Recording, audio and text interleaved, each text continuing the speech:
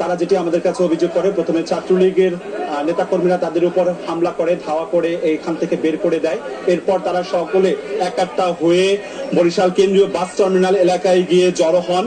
সেখানে সড়ক অবরোধ করে বাস টার্মিনাল অবরোধ করেন এবং তাদের সেখানে শুধুমাত্র বিএম কলেজ নয়, আশপাশের যে কলেজগুলো রয়েছে, সরকারি Barishal college, Hatem Ali college, polytechnic college, Amritlal De college, বিভিন্ন কলেজের শিক্ষার্থীরা এসে গোটা বাস টার্মিনাল এলাকা অবরুদ্ধ করে রাখে এবং বাস চলাচল, সব ধরনের বাস চলাচল বন্ধ করে দেয়। এই মুহূর্তে বরিশালের অভ্যন্তরে এবং দূরপাল্লার কোনো বাস চলাচল করছে না, সব ধরনের বাস চলাচল বন্ধ রয়েছে কোটা সংস্কারের দাবিতে।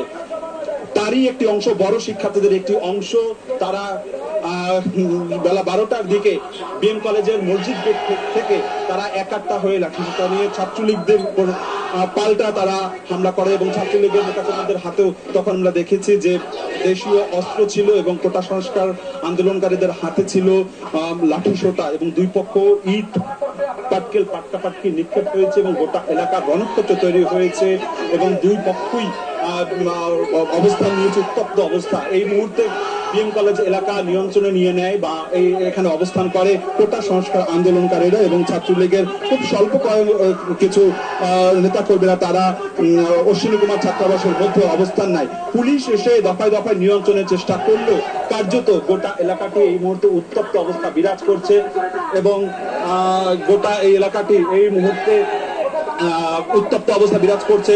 এখানে যান চলাচল বন্ধ রয়েছে। একদিকে যেমনি বিএম কলেজ বাস টার্মিনাল এলাকা অবরোধ রয়েছে, অন্যদিকে আবার মেডিকেলের শিক্ষার্থীরা আমতলার মোড় এবং পলিটেকনিক শিক্ষার্থীরা কিন্তু হাতেম আলী কলেজ এলাকা কিন্তু অবরোধ করে রেখেছে। গোটা এলাকা উত্তপ্ত অবস্থা রয়েছে, বরিশাল থমথম অবস্থা রয়েছে। আমার কাছে বরিশাল থেকে এতটুকু খবর ছিল। আমরা